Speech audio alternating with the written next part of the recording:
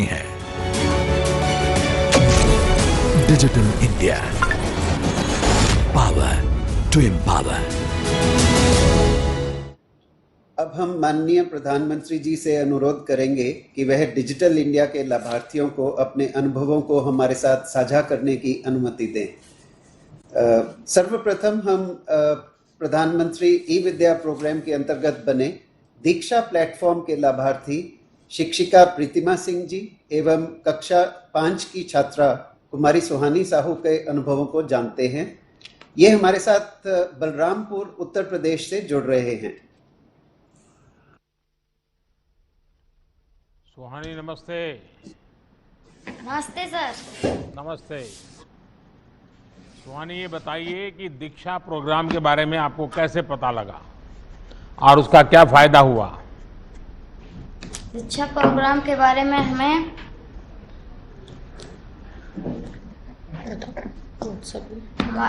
WhatsApp पे एक link आता है जिसे हम खोलकर उससे हम जानकारी लेते हैं।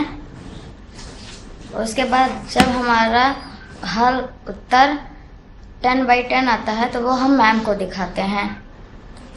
कौन सी कक्षा में पढ़ती हो सुहानी आप? कक्षा 5 में पढ़ते हैं। अच्छा सुहानी, ये बताइए कि स्कूल की याद तो आ रही होगी? Yes sir. हैं? तो फिर ये दीक्षा पर पढ़ाई का अनुभव कैसा रहता है? सर ये भी बहुत अच्छा रहता है। इस पर हम कार्टून पाते हैं और नई नई कहानियाँ और वीडियोस भी रहती हैं। यानी लेकिन पहले से मोबाइल था या ये कोरोना के कारण लेना पड़ा, क्या हुआ? पहले तो दीपावली में ही हमारा लोग का मोबाइल आ गया था, क्योंकि कोरोना की वजह से दीदी को पढ़ाई नहीं हो पा रही थी। तो दीदी ने पापा से कहा थी पापा हमें एक मोबाइल ले दीजिए। पापा ने ला दिया मोबाइल। तो तुम्हें मोबाइल मिल गया उसकी खुशी है कि दीक्षा पोर्टल पे पढ़ने को मिल रहा है इसकी खुशी है? सर दीक्षा पोर्टल पे पढ़ने में खुशी है।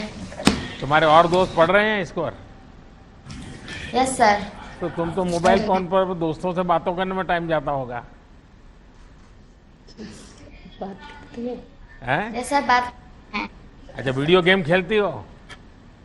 ऐसा वीडियो गेम खेलते हैं हम। खेलते हैं कि नहीं खेलते? खेलते हैं सर। तो फिर पढ़ाई कब करोगे? पढ़ाई हम 1 घंटा करते हैं और फिर 1 घंटा घर का काम करते हैं, मम्मी का हेल्प करते हैं। हाँ। अच्छा प्रतिमा जी, आपसे भी थोड़ा मैं बात करूंगा। आप ये बताइए कि दीक्षा के लिए आपने खुद को कैसे तैयार किया? सर दीक्षा पोर्टल बहुत ही उपयोगी है। हम तो 2018 से इसका इस्तेमाल कर रहे थे, लेकिन अभी पेंडेमिक में जब sir face to face classes नहीं हो पा रही हैं, उस वक्त दीक्षा पे 1,62,000 तरह तरह के जो कंटेंट्स हैं वो हमें बच्चों के साथ साझा करने में बहुत ज्यादा आराम मिल रहा था, जिससे बच्चे इंटरैक्टिव फॉर्म में वीडियोस को देख करके, सबसे बड़ी बात सर ये है कि हम देश के किसी भी कोने में इसका इस्तेमाल कर सकते हैं। अगर नेटवर्क नहीं है तो डाउनलोड भी कर सकते हैं कंटेंट्स को। और जो कंटेंट्स है वो कई वैरायटी के हैं, उसमें क्वेश्चंस भी हैं, उसमें ऑडियो वीडियोस भी हैं, जो कि बच्चों को कार्टून्स वगैरह बहुत अच्छे लगते हैं। चूंकि हमारे राज्य में पहले से इसकी तैयारी थी, हमारी पाठ्य पुस्तकों पे QR कोड प्रति पाठ लगा हुआ है, और जैसे ही अगर किसी बच्चे को लिंक नहीं मिली, जैसे इस बच्चे के पास मोबाइल है उसने लिंक यूज किया, तो अगर नहीं मिली तो वो पाठ्य पुस्तक से वो QR कोड स्कैन करके कंटेंट को देख सकते हैं। सर इसमें कुछ बेसिक टेक्नोलॉजी की भी जानकारी भी जरूरी है क्या? कुछ टीचर्स को इसमें समस्याएं भी आती होगी क्या? हर एक को तो टेक्नोलॉजी का स्वभाव नहीं होता है। जी सर, असल में दीक्षा पे 3200 कोर्सेज हैं जो टीचर्स कर सकते हैं। मैंने खुद 100 कोर्सेज पिछले एक पेंडेमिक में कंप्लीट किए हैं, मोर देन 100। यहाँ पे एक लर्नर पासबुक बनी है। 100 कोर्स करने में कितना टाइम गया आपका? सर टाइम तो वो दीक्षा पोर्टल के मैट्रिक्स में से पता चल पाएगा, लेकिन पिछले 1 सालों में मैंने इतने सारे कोर्सेज किए हैं और उस पे एक सर सर्टिफिकेशन फैक्टर जो है वो बहुत टीचर्स को मोटिवेट करता है। ये अभी नया ऐड हुआ है और लर्नर पासबुक में हमारे सारे सर्टिफिकेट्स दीक्षा पोर्टल पे स्वतः सुरक्षित रहते हैं। जैसे अगर आप कहेंगे तो मैं अभी मेरे जितने कोर्सेज हैं उनका सर्टिफिकेट्स ऐसे दिखा सकती हूँ। और जो प्रॉब्लम आती है दीक्षा पोर्टल पे, एक हेल्प और सपोर्ट के लिए पहले से बना हुआ है, तो हमें कुछ नहीं करना है। साइड में एक ऐप आता है हेल्प, उसको क्लिक करना है और हम अपना जैसे ही कंप्लेंट दर्ज करते हैं दीक्षा से वापस हमारे लिए एक टिकट जनरेट होकर के हमारे पास मैसेज आ जाता है कि आपकी समस्या का समाधान किया जाएगा। फिर वो हमें कांटेक्ट करते हैं। आप सब अनुभव कर रहे हैं कि शिक्षा का डिजिटल होना आज एक प्रकार से समय की मांग है। कोरोना ने इस परिवर्तन को थोड़ा तेज भी कर दिया है और दीक्षा जैसे अनेक प्लेटफॉर्म तैयार करके ये सुनिश्चित किया जा रहा है कि ऑनलाइन के साथ साथ ऑफलाइन भी पढ़ाई को बेहतर बनाया जा सके। अब तो कोशिश ये है कि गांव-गांव में अच्छी और सस्ती इंटरनेट कनेक्टिविटी मिले, सस्ते मोबाइल और दूसरे माध्यम उपलब्ध हो, ताकि गरीब से गरीब का बच्चा भी अपनी सुविधा के हिसाब से अच्छी पढ़ाई कर पाए। मुझे अच्छा लगा प्रतिमा जी और सुहानी, आप सबको बहुत शुभकामनाएं। धन्यवाद सर। सर अब हम इनाम स्कीम की ओर चलेंगे, जिसके तहत किसान अपनी फसल की उपज को सीधे ऑनलाइन बेच सकते हैं। इस योजना के लाभार्थी श्री प्रहलाद जी हमारे साथ हिंगोली महाराष्ट्र से जुड़ रहे हैं। प्रहलाद जी नमस्ते। नमस्ते सर। प्रहलाद जी, मुझे बताया गया कि आपको इनाम योजना का बहुत लाभ मिला है, इसके बारे में जरा विस्तार से बताइए। हाँ सर, मेरा नाम प्रहलाद रामराव बोरगढ़ है। मैं सातेफल गांव, तालुका बसमत, जिला हिंगोली, महाराष्ट्र से हूँ। और ये जो इनाम का प्लेटफॉर्म है, इसका हमने 2018 से काम इसमें चालू किया। और इसमें हमारे जैसे जो किसान हैं और भी छोटे छोटे किसान हैं, वो अपना जो फसल है वो इनाम के माध्यम से अच्छी तरह से बेच पा रहे हैं और इसका जो मूल्य है वो भी ज़्यादा अच्छा मिल रहा है। पहले जो मार्केट का सिस्टम था उससे ये बहुत लाभकारी साबित हुआ है और इससे पेमेंट भी अच्छी तरह से जल्दी मिलता है, उसमें गतिमानता भी बहुत है।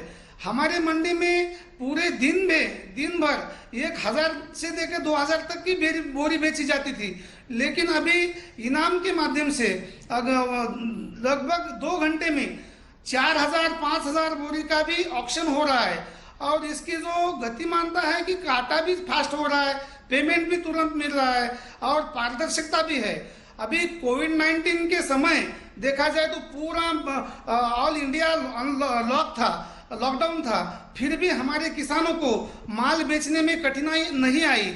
उस टाइम भी और पारदर्शिता भी उनको मिली। किसान भी वहाँ पे नहीं आया, खाली माल भेजा उन्होंने। जो भी रेट लेगा वो उसको मोबाइल एप्लीकेशन के माध्यम से उसको सीधा उसको रेट का पता चला।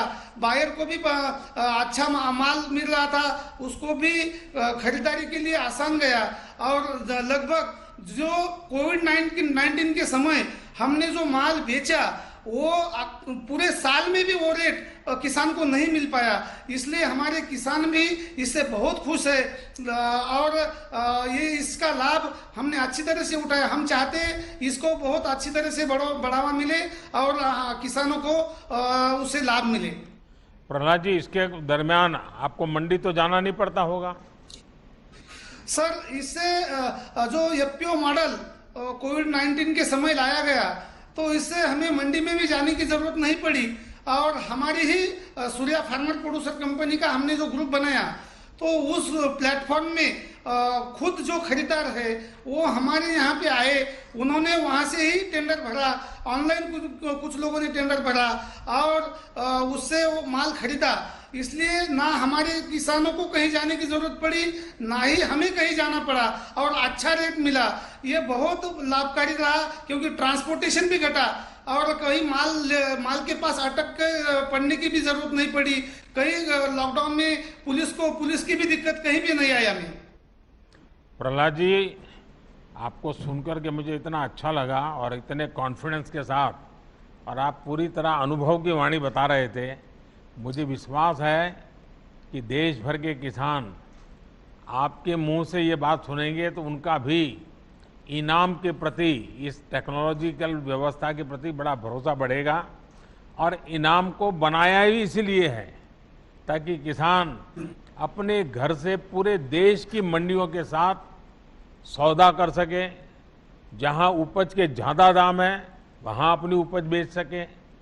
किसान हो या व्यापारी, इससे लोग अब बड़ी संख्या में जुड़ रहे हैं। मेरा आपसे आग्रह है कि अपने अनुभवों को ज़्यादा से ज़्यादा किसानों तक पहुंचाइए और जो लाभ आपको मिला है वो देश के हर कोने में किसानों को मिले, इसकी चिंता आप जरूर करें। और मुझे विश्वास है कि आप जिस कॉन्फिडेंस से बोल रहे हैं आप पक्का लोगों को बताएंगे। बहुत बहुत धन्यवाद। धन्यवाद सर। ई संजीवनी स्वास्थ्य एवं परिवार कल्याण मंत्रालय की ऑनलाइन ओपीडी सेवा है सर। इसके लाभार्थी श्री शुभम जी और उनकी दादी माँ श्रीमती कांति देवी जी और उनके डॉक्टर श्री भूपेंद्र सिंह जी अपने अनुभवों के बारे में हमें बताएंगे। श्री शुभम जी और उनकी दादी माँ ईस्ट चंपारण बिहार से हमारे साथ जुड़ रहे हैं, जो कि नेपाल बॉर्डर के पास में है, और डॉक्टर भूपेंद्र सिंह हमारे साथ जुड़ रहे हैं लखनऊ से। शुभम जी नमस्कार।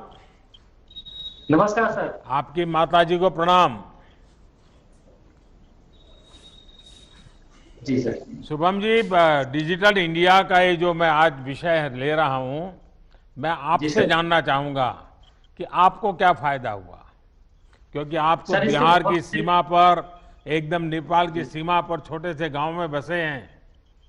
जी सर, इसके बहुत सारे फायदे हुए।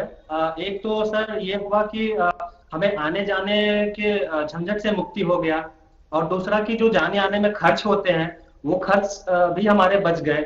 और सबसे बड़ा सर, सबसे महत्वपूर्ण, इस कोरोना काल में जो लोगों के संपर्क में आने से बच गए, जिससे संक्रमण के चांसेस बहुत कम हो गए। और इसके एक और फायदे ये है कि हमें जो भी उपचार के लिए हम डॉक्टर से उपचार कराते हैं वीडियो कॉन्फ्रेंसिंग के थ्रू, तो पर्ची हमें ऐप पे ही मिल जाती है। और एक फायदे और है सर इसके कि जो भी बड़े बड़े स्पेशलिस्ट डॉक्टर है जो अवेलेबल नहीं होते हैं ऑफलाइन, तो उन्हें हम ऑनलाइन ई संजीवनी ऐप के माध्यम से कनेक्ट कर सकते हैं सर। नहीं तो आपने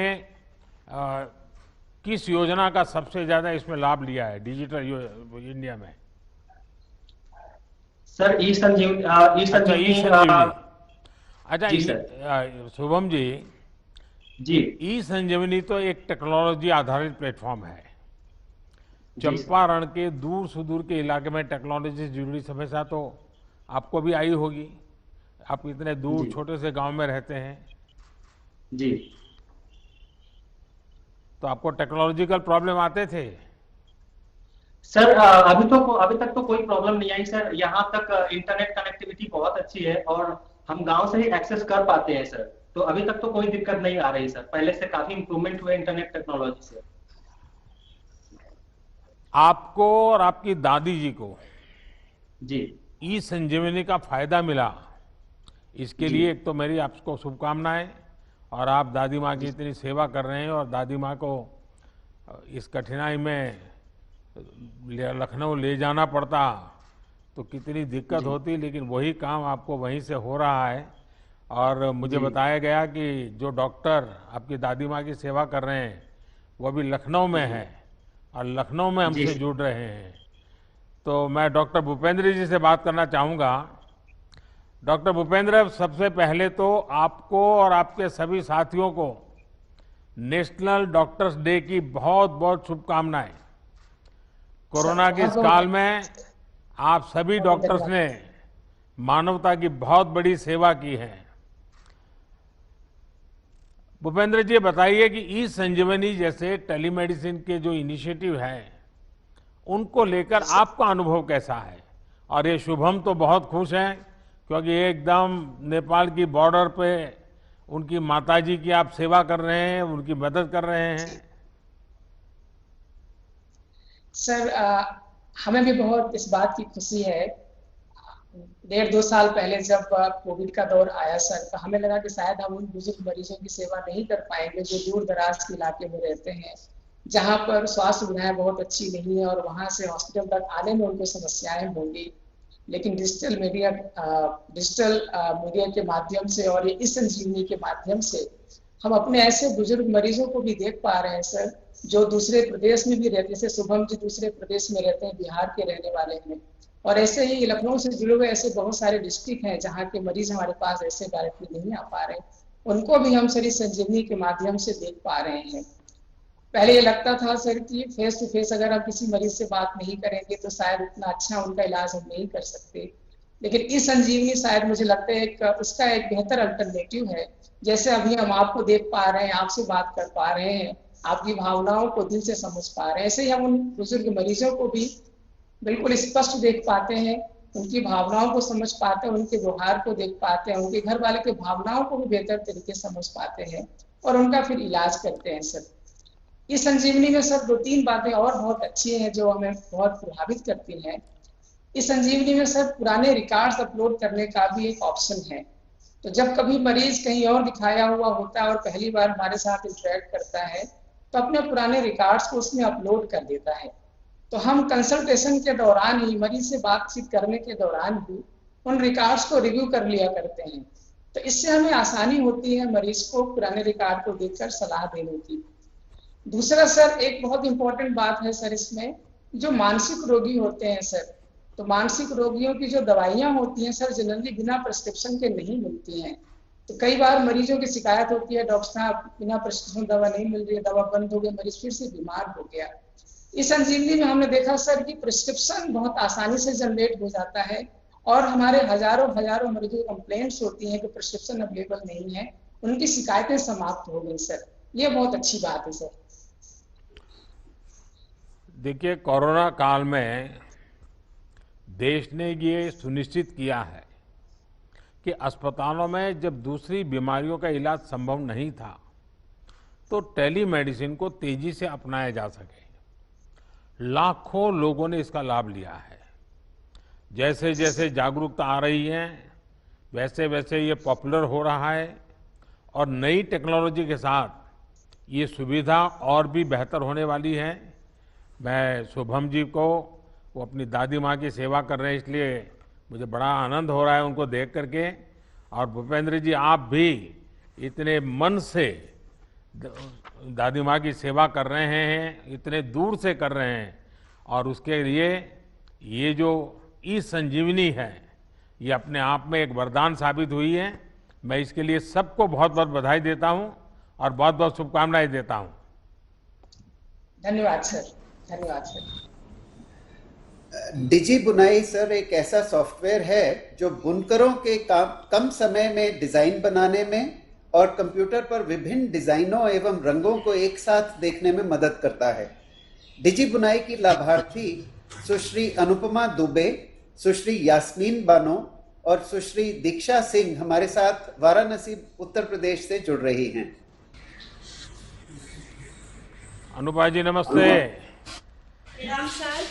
हर हर महादेव। महादेव सर। अच्छा, मुझे बताया गया है कि आप पारंपरिक हस्तशिल्प को डीजी बुनाई के माध्यम से नए नए रंग रूप में बाजार में उपलब्ध कराती हैं।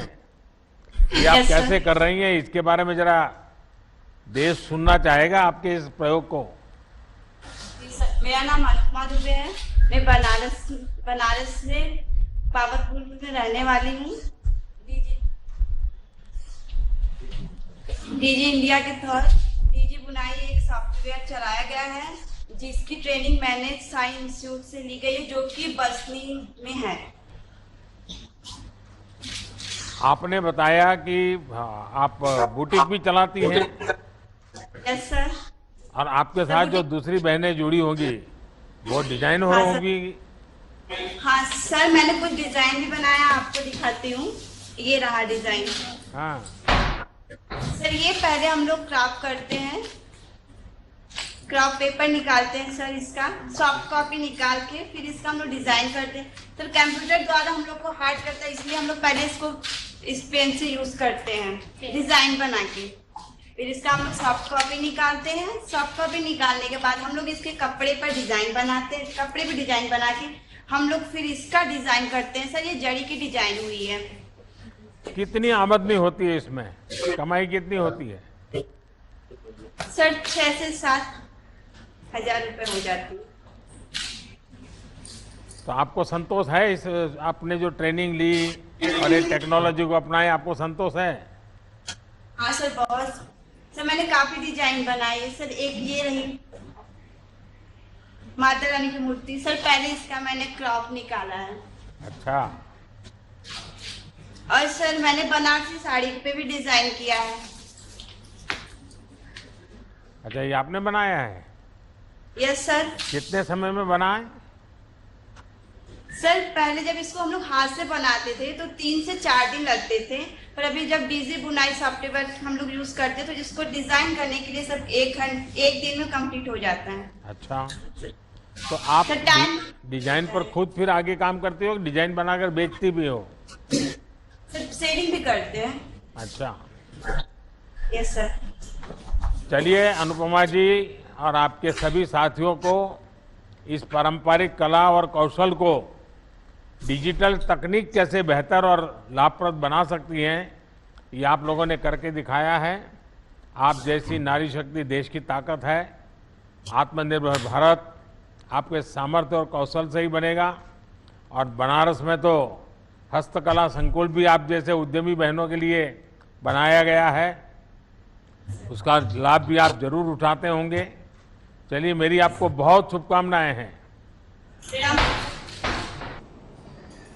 अब बारी है one nation one ration card scheme की, जिसके अंतर्गत पात्रता के आधार पर देश में कहीं भी राशन लेने की सुविधा मिलती है। इस स्कीम के लाभार्थी श्री हरिराम जी देहरादून उत्तराखंड से हमारे साथ बात करेंगे। नमस्कार जी। नमस्ते। नमस्कार आदरणीय प्रधानमंत्री जी, मैं देवभूमि उत्तराखंड के देहरादून में रह रहा हूं और अपना यहाँ पर one nation one ration card के योजना से मुझे यहाँ पर राशन कार्ड पे राशन उपलब्ध हो रहा है। तो आप मूल कहाँ से हैं हरिराम जी? सर मेरा राशन कार्ड यूपी हरदोई से बना है और मैं वहाँ पर भी राशन प्राप्त कर पा रहा हूँ और यहाँ पर भी मिल रहा है और इससे हमें काफी अच्छा लाभ हो रहा है। दूसरा, मैं यहाँ पर टैक्सी चलाता हूँ, तो यहाँ पर टैक्सी का भी मैं भीम के थ्रू पेमेंट लेता हूँ, तो इसमें भी मुझे कोरोना काल में काफी अच्छा मतलब लाभ हुआ है। इसमें फिजिकल टचिंग नोट वगैरह ये सब इससे भी मिला है। फास्ट टैग से भी हमें बहुत समय की बचत होती है हमारी, और हमें हमारी सवारी को भी सहूलियत होती है कि हमें समय कम लगता है टोल पे। इसके लिए मैं डिजिटल इंडिया भारत सरकार का तहे दिल से धन्यवाद करता हूँ।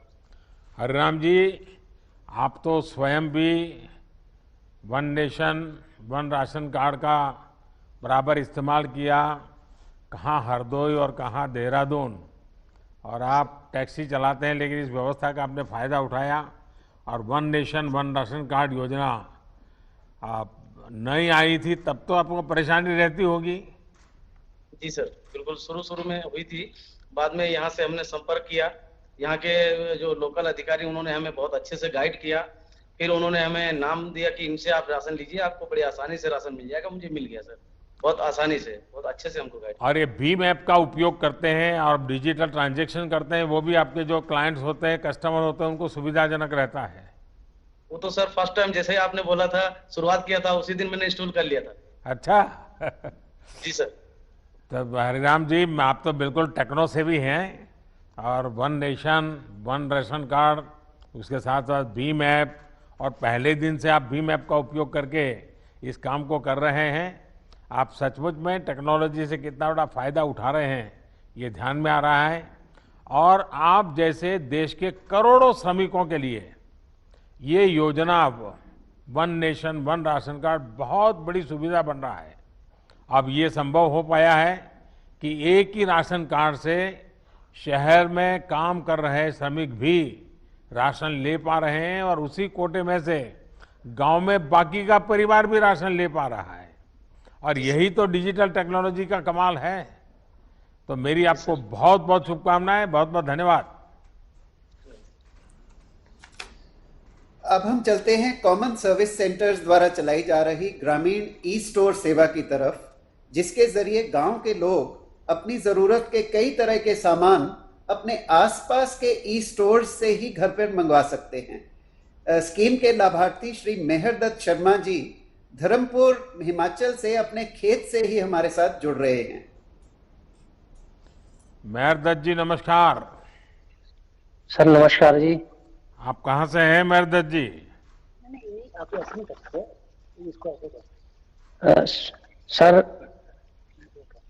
सर मेरा नाम मेहरदत्त, मैं ग्राम बसावल, तहसील कसौली, जिला सोलन, हिमाचल प्रदेश का एक किसान हूँ। और आप किसान किस चीज की खेती करते हैं मेहरदत्त जी? किसकी खेती करते हैं? मशरूम की? लहसुन, टमाटर, शिमला मिर्च और हमारा अदरक हो गया सर, और भिंडी वगैरह ये सारी।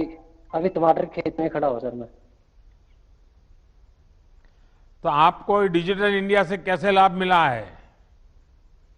सर हमें डिजिटल इंडिया से, जैसे हमारे जो पंचायत में ग्रामीण ई स्टोर खुला, खासकर लॉकडाउन के टाइम में, तो उस समय हमें बाजार में भी बड़ी मुश्किल हो रही थी सामान ले आने के लिए, जो हमें काफी महंगे इसमें मिलता था।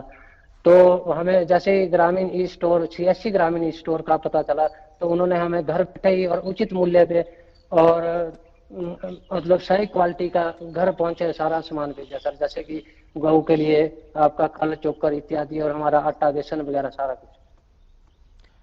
मैं और अच्छा लगा कि कॉमन सर्विस सेंटर से ई स्टोर जैसी सुविधाओं से पहाड़ी क्षेत्रों को मदद मिल रही है। आपके अलावा आपके गांव के दूसरे लोग भी इस सुविधा का उपयोग कर रहे हैं या नहीं कर रहे हैं?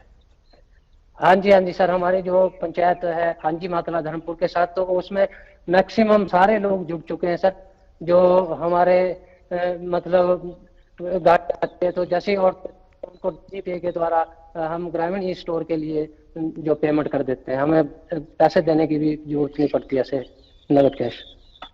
चलिए, इंटरनेट का लाभ उनको भी मिले जिनके पास मोबाइल फोन या कंप्यूटर नहीं है। इसके लिए कॉमन सर्विस सेंटर बनाए जा रहे हैं। बहुत ही कम समय में देश भर में लाखों ऐसे सेंटर्स का नेटवर्क खड़ा किया गया है। ये सेंटर आज ग्रामीणों को सरकार की अन्य योजनाओं का लाभ भी दिला रहे हैं और गांव के युवाओं को रोजगार भी दे रहे हैं। चलिए, मेरी तरफ से आपको बहुत शुभकामनाएं हैं। सर, अगली स्कीम है प्रधानमंत्री स्वनिधि योजना। इसके अंतर्गत आसान दरों पर कामकाज के लिए स्ट्रीट वेंडर्स को लोन की सुविधा है, जो कि कम ब्याज पर मिलती है। इस स्कीम की लाभार्थी श्रीमती नाजमीन शाह उज्जैन मध्य प्रदेश से हमारे साथ जुड़ रही हैं। नाजमीन जी नमस्ते। माननीय प्रधानमंत्री जी नमस्ते। नाजमीन जी, मुझे बताया गया कि आपको पीएम स्वनिधि का लाभ मिला है। आपको पहले कभी इस प्रकार की मदद मिली थी क्या, और इससे आपको फायदा क्या हुआ? सर, लॉकडाउन के कारण हमारी आर्थिक स्थिति काफी कमजोर हो गई थी। जो बचत थी सर हमारी, वो भी सब खर्च हो गई थी।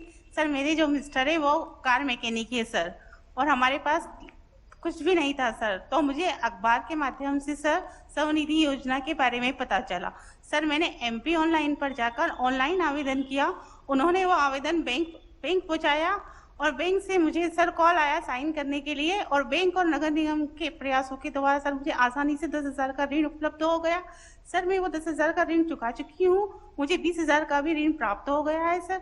राज्य शासन के द्वारा सर आपने जो 1,000 रुपये की राशि दी थी सर, वो भी मुझे प्राप्त हो चुकी है सर। नगर निगम के द्वारा सर मुझे फोन पे पेटीएम अकाउंट मिला था सर, और QR कोड मिला था सर, जिससे मैं आसानी से कैशलेस लेन देन कर सकती हूँ सर। सर मैं टाटा भी डिजिटल यूज करती हूँ सर, और काफी सहयोग मिलता है मुझे सभी का। अच्छा नाजमीन जी, PM स्वनिधि योजना का एक पहलू ये भी है कि इसमें डिजिटल पेमेंट को प्रोत्साहित किया जा रहा है। नाजमीन जी, आप भी कैशलेस पेमेंट लेती हैं या नकद में व्यापार करती है, कैसे करती हैं आप? नहीं सर, कैशलेस डिजिटल जमाना है सर, तो डिजिटलाइजेशन से ही सब पेमेंट किया जाता है सर। और QR सर, जो मेरे जो ग्राहक रहते हैं सर, वो मेरे पास QR कोड है सर, वो स्कैन करते हैं तो उनकी स्क्रीन पर सर मेरा अकाउंट नंबर आ जाता है, और वो स्कैन करने के बाद सर मेरे अकाउंट में पैसा आ जाता है। तो आप कैसे पेमेंट करती है, जरा पेमेंट दिखा सकती हो मुझे, कैसे करती है QR कोड का उपयोग? जी सर। हाँ, तो ये आपका QR कोड है सर?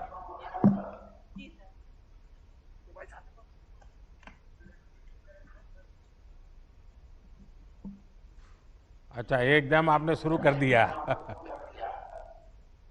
जी सर। हाँ, तो जी सर, मेरा फोन पे अकाउंट है सर। मैं जिस व्यक्ति से माल खरीदती हूँ मैं उसको ऑनलाइन ट्रांजैक्शन करती हूँ। तो सर जैसे मैंने उस व्यक्ति से माल खरीदा तो मैं यहाँ पर टू कॉन्टेक्ट पे क्लिक करती हूँ सर। उस व्यक्ति का अकाउंट नंबर सर मेरे डिस्प्ले पर आ जाता है, मैं वहाँ पर क्लिक करती हूँ सर, तो मुझे कुछ इस तरीका से स्क्रीन मिलती है सर। मैं यहाँ पर सर एक अमाउंट का आता है सर, मैं वहाँ अमाउंट डाल देती हूँ।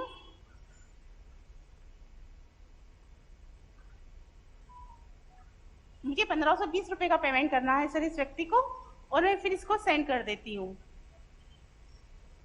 वाह, चलिए, आपको तो बिल्कुल एकदम फटाफट आप कारोबार कर लेती है। जी सर, मैं उसके बाद फिर पासवर्ड डालती हूँ।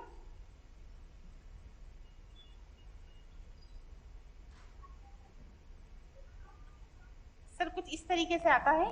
हाँ। और उसके पास मैसेज पहुंच जाता है सर।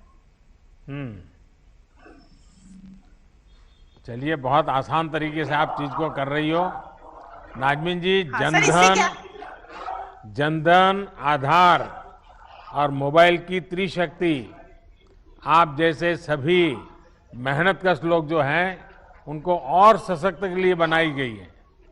आप जैसे साथियों ने इस तकनीक को अपनाकर ये सिद्ध कर दिया है कि भारत सिर्फ टेक्नोलॉजी बनाता ही नहीं है, बल्कि हमारा गांव का व्यक्ति, गरीब व्यक्ति, मेहनतकश व्यक्ति ये भी बड़ी आसानी से उसको अपना लेता है और अपना करके कारोबार को आगे बढ़ाता है। मेरी आपको बहुत बहुत शुभकामनाएं। बहुत बहुत शुक्रिया। इस सूची में अंतिम स्कीम है BPO प्रमोशन स्कीम, जिसका उद्देश्य युवाओं को रोजगार के अवसर प्रदान करना भी है और IT/ITES के क्षेत्र में इन्वेस्टमेंट को बढ़ावा देना है। स्कीम की लाभार्थी कुमारी वर्णमाफी सियमलिए एक नॉलेज प्रोसेसिंग कंपनी की कर्मचारी हैं और शिलोंग, मेघालय से हमारे साथ जुड़ रही हैं। नमस्कार सर। वर्णमाफी, how are you? I'm fine, sir. I'm so excited to talk to you. हाँ, बताइए। I'm one of Mafi Semle. I belong to East Khasi Hills District, Shillong, Meghalaya. Because of the BPO, KPO was able to set up in Shillong branch, and I was able to transfer back to my hometown from Chennai, where I was working for 7 months. So being in my hometown, I was able to save more, and I was able to be close with my family members, and I was able to work in a very secure and safe manner compared to other states. So I would like to be able, we have been working with doctors from America, and this help, our job description helps the patient and the doctor to be more focused on the physical examination, and we are working as medical scribers to be able to focus on the chart and to help the doctors complete the chart on time and help them be able to save their time and allow the doctors to go home in their usual timing. So currently, sir, I've been working as a trainer, and I've been working for one doctor for almost 3 years. And due to my promotion, I've trained a trainee, and that trainee is able to take my account now. Imagine, Thanks. I'm asking you a hypothetical question. Imagine, had the BPO not been here, what would be the situation? So at that time, I would have been working outside the state only. I will not be able to come home. So it would be very difficult for me to stay outside. So really grateful for वरना माफी जी, north east में और north east के साथियों के talent को सही अवसर देने के लिए बीते सालों में कई इनिशिएटिव लिए गए हैं। नॉर्थ ईस्ट भारत के विकास का एक अहम पिलर बने, इसके लिए प्रयास किए जा रहे हैं। मुझे खुशी है कि आप जैसे साथी इन अवसरों का उपयोग भी कर रहे हैं। वैसे मुझे बताया गया है कि कल का दिन आपके लिए बहुत खास रहा है। कल ही आपकी एंगेजमेंट हुई है। आप दोनों सुखी स्वस्थ जीवन व्यतीत करें, इसके लिए मेरी तरफ से आपको बहुत बहुत शुभकामनाएं। Thank you sir, thank you so much. माननीय प्रधानमंत्री जी का बहुत आभार कि उन्होंने आज डिजिटल इंडिया के लाभार्थियों के साथ बात करके उनको प्रोत्साहित ही नहीं बल्कि प्रेरित किया है। प्रधानमंत्री जी से विनम्र निवेदन है कि इस अवसर पर अपने अभिभाषण से हमारा मार्गदर्शन करें।